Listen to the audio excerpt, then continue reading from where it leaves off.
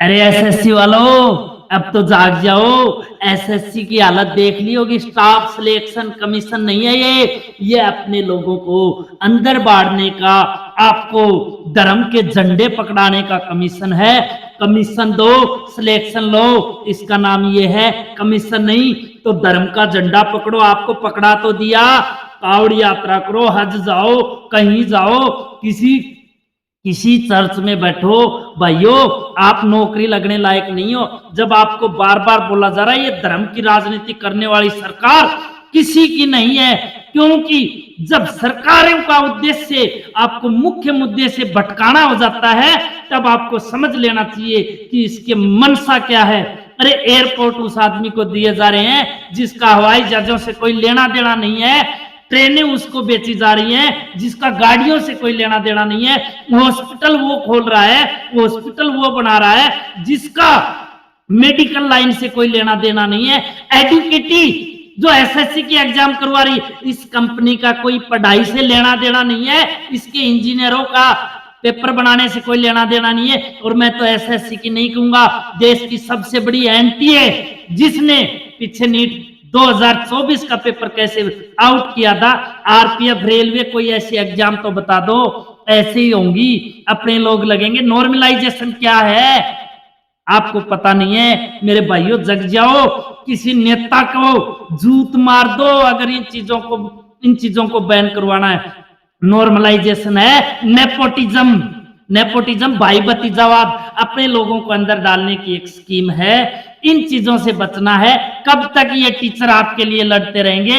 कब तक आपके लिए ये अपनी देही को तुड़ाते रहेंगे? मैं देसी भाषा में बोलूं, भाइयों जग जाओ। जब आप इन टीचर को सपोर्ट नहीं करते हो, जब आप ऐसे करप्ट नेताओं की चंगुल में फंसते हो ना, तब हम जैसे लोगों का भी हौसला टूट जाता है। एक चीज और मैं सैल्यूट करूंगा सारे उन इंग्लिश पढ़ाने वाले टीचर्स का, कि सबसे आगे उन लोगों ने आके आपकी आवाज उठाई। अरे हम लोग दिल से सोचते हैं, और अच्छा टीचर वही होता है जो दिमाग कम यूज करे, दिल को ज्यादा यूज करते हुए अपने बच्चे की तरह आप लोगों को ट्रीट करे।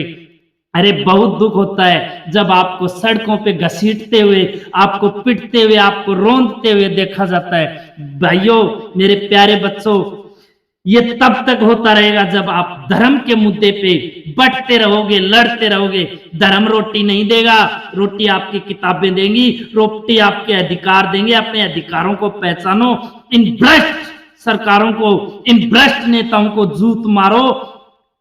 त्याग एक दो को करना पड़ेगा, हजारों को करना पड़ सकता है। पीछे किसानों ने प्रोटेस्ट किया, तब आप उनको आतंकवादी बोल रहे थे, आप नहीं आपके भाई बोल रहे थे। आज शर्म करो। क्या आज आपको बोला जाए नहीं? आप हक की आवाज उठा रहे हो, और आपके लिए आपसे पहले आपके टीचर्स का खून बहेगा। जहां भी तैयार हो, आपके टीचर आपसे पहले मरेंगे। ये उन टीचर्स के लिए भी सैल्यूट है। आवाज उठा लो। एसएससी अकेले की लड़ाई नहीं है। कोई ऐसी एग्जाम तो बता दो रे जो आउट, उसका पेपर आउट नहीं हुआ।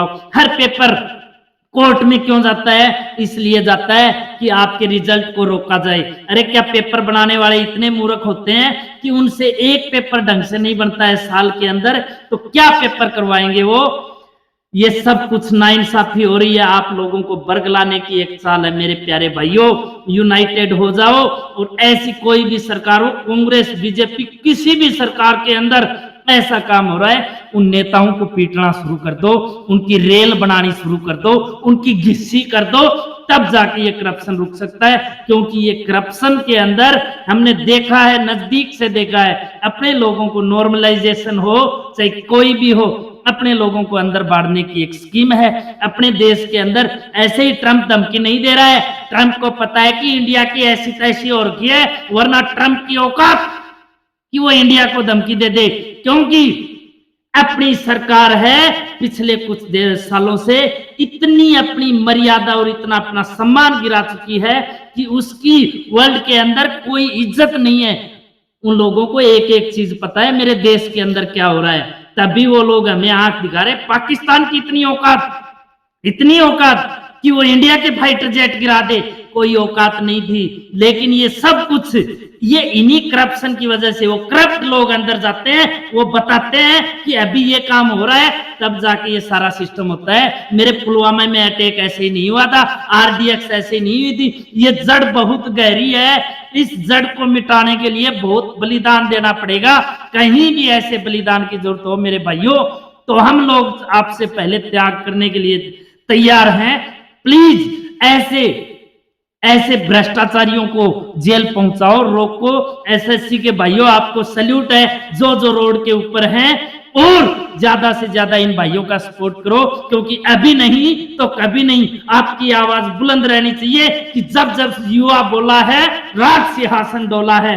एसएससी वालों, अपने टीचर्स का साथ मत छोड़ देना, क्योंकि उनके घरों में बहुत पैसे हैं, उनको लड़ाई लड़ने की जरूरत नहीं थी, वो आपके लिए जग रहे हैं। जय हिंद।